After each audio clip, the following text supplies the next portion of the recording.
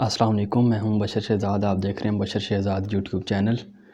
आज हमने नवाज़ शरीफ के बारे में बात करेंगे कि जो अचानक जो एक तेज़ी आ गई है उनके लहजे में, और वो रियासती इदारों के ख़िलाफ़ मुसलसल चार्जशीट पेश कर रहे हैं और अपने बयानात दे रहे हैं उनके ख़िलाफ़। और अचानक ये ऐसा क्यों हुआ, इसके ऊपर आज हम डिस्कस करेंगे। सेकंड ये कि सुनने में ये ख़बरें आ रही हैं और सीनियर सहाफ़ी हैं हमारे पास, हारून रशीद साहब, उन्होंने भी इस खबर की तस्दीक की है कि लंदन में नवाज़ शरीफ की जो भारतीय ताशी है उससे मुलाकात हुई है। इससे पहले शहबाज गिल साहब जो हैं वो भी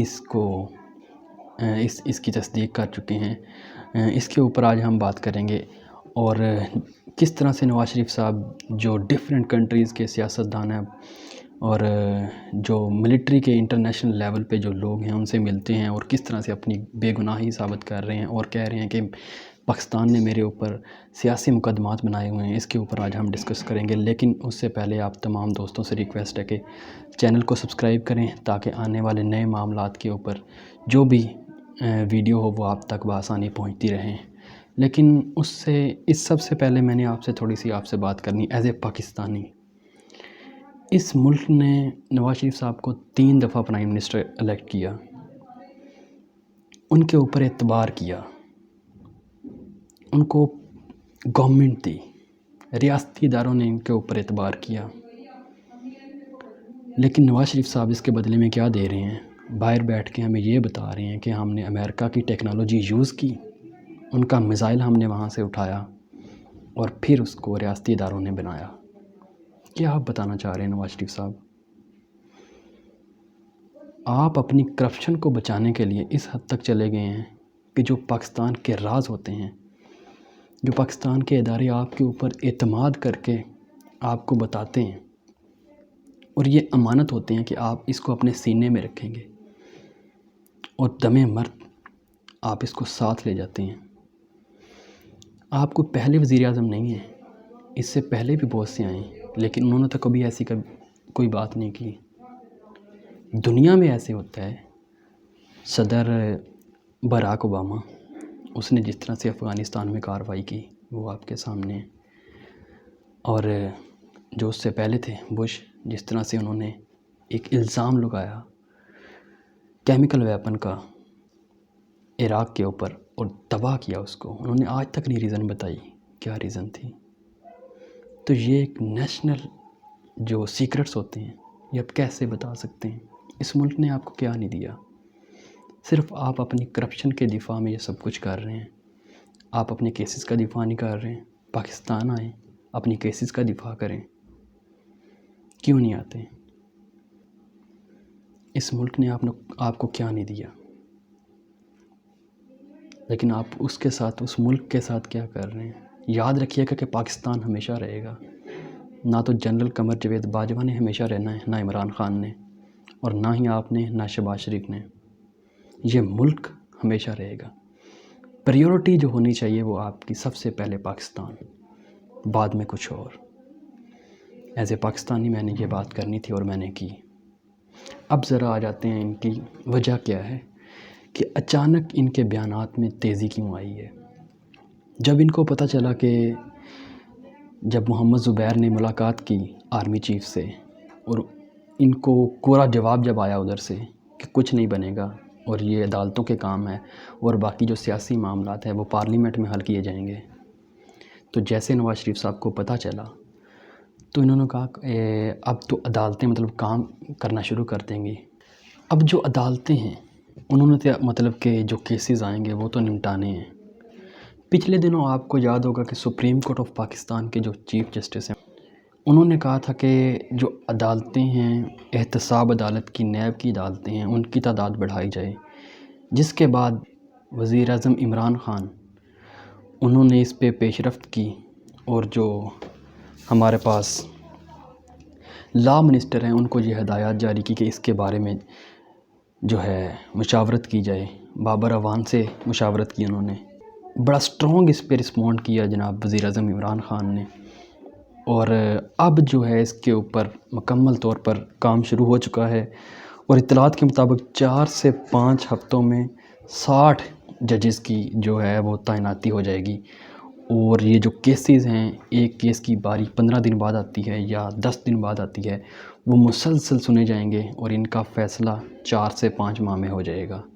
اصل وجہ اب یہ ہے ان کی 60 ججز کی تعیناتی جو ہے اگلے 4 سے 5 ہفتوں میں ہو جائے گی، اور یہ جو کیسز سنے جائیں گے اور ان کو پھر تیز کیا جائے گا ان کیسز کو۔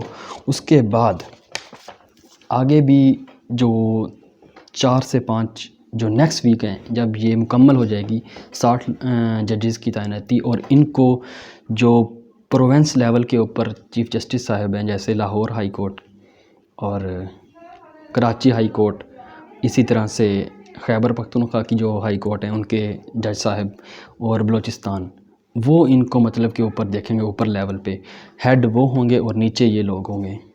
اور اس میں پھر آگے 5 سے 6 ماہ میں 60 جو ججز ہیں مزید تعینات کیے جائیں گے احتساب کے عمل کو تیز کرنے کے لیے۔ مطلب ٹوٹل 120 ججز جو ہیں وہ تعینات ہوں گے، اور ڈیلی بیسز پر ان کیسز کی، جو کرپشن کے جتنے بھی کیسز ہیں ان کی سماعت ہوا کرے گی، اور تقریباً 4 سے 5 ماہ میں جو ہے وہ فیصلہ ان کا آ جائے گا۔ یہ لوگ، اصل وجہ یہ ہے، آپ کو پتہ ہے کہ فضل الرحمان صاحب، ان کے کیسز بھی چل رہے ہیں کرپشن کے نیب میں۔ اس کے بعد آصف علی زرداری کے اوپر فرد جرم عائد ہو چکی ہے۔ اسی طرح سے نواز شریف صاحب کو جو ہے اشتہاری قرار دیا جا چکا ہے عدالت کی جانب سے۔ تو یہ سارے معاملات ہیں جس کی وجہ سے یہ ٹوٹل اے پی سی بلائے گی، اور اب یہ پریشرائز کر رہے، جب ان کو پتہ ہے کہ فوج سے جو ہے این آر او نہیں ملا۔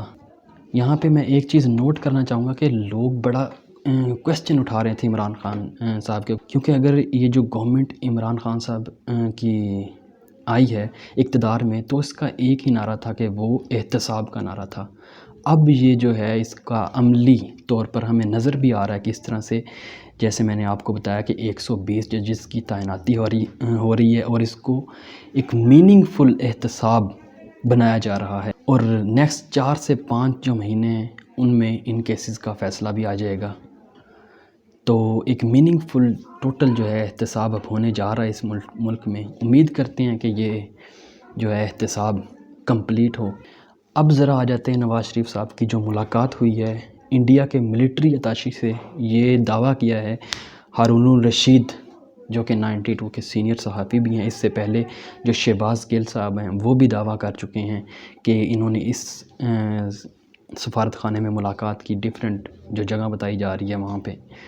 اور یہ بھی خبریں سننے میں آ رہی ہیں کہ جو جج ارشد ملک تھے، ان کی جو ویڈیوز ہیں نواز شریف صاحب وہ بھی دکھا رہے ہیں ڈیفرنٹ کنٹریز کے جو سیاستدان ہیں، اور یہ وہ وہاں پہ ڈیولپ کر رہے ہیں یہ چیز کہ میرے اوپر جتنے بھی مقدمات ہیں وہ سارے کے سارے سیاسی مقدمات ہیں، میرے اوپر کوئی بھی مقدمہ قانونی طور پر نہیں ہے، جبکہ عمران خان ان کو واپس لانے کے لیے یہ جدوجہد کر رہے ہیں کہ یہ ان کے اوپر قانونی اور کرپشن کے معاملات کے اوپر سارے کے سارے مقدمات ہیں۔ اور دوسرا یہ کہ نواز شریف صاحب نے پارٹی کے جو لیڈران ہیں، چاہے وہ سینیٹرز ہیں، ایم پی ایز ہیں، ایم این ایز ہیں، انہوں نے مکمل طور پر ان کو کہہ دیا کہ کوئی بھی آدمی جو ہے وہ آرمی آفیشل سے نہ ملے ذاتی طور پر۔ تو حالات آپ کے سامنے کس طرف جا رہے ہیں، یہ وہ ساری صورتحال ہے جو میں نے اب تک کی آپ کے سامنے رکھی ہے۔ اور لاسٹ میں آپ کو بتاتا چلوں کہ ایک جو بغاوت کی ایف آئی آر بھی درج ہوئی ہے، یہ اصل میں عمران خان صاحب کے پاؤں کے اوپر کلہاڑی ماری گئی ہے ان کے کچھ ساتھیوں نے، جبکہ عمران خان صاحب کو اس چیز کا پتہ بھی نہیں ہے۔ فواد چودھری صاحب اس بات کی تصدیق بھی کر چکے ہیں کہ ان کو اس چیز کا نہیں پتہ، عمران خان صاحب کو۔ اور اصل میں جو نواز شریف صاحب ہیں، اب یہ ایف آئی آر وہ وہاں پہ دکھائیں گے کہ دیکھیں یہ میرے اوپر سیاسی مقدمہ ہوا ہے، وہاں پہ ان کا جو ووٹ ہے بڑھ جائے گا، اور وہ وہاں پہ سیاسی پناہ کے لیے اپلیکیشن بھی مطلب دیں گے اس طرح سے پھر، اور جو چانسز تھے ان کے پاکستان آنے کے وہ اس ایف آئی آر سے کم از کم میری نظر میں وہ کم ہوئے ہیں۔ تو یہ ساری سچویشن ہے جو میں نے آپ کے سامنے رکھی ہے، جیسے ہی کوئی نئی ڈیولپمنٹ آئے گی آپ کے سامنے ضرور رکھیں گے۔ اب تک کے لیے اتنا ہی، اپنے دوستوں کا خیال رکھیے گا، مجھے اجازت دیجیے، اللہ حافظ۔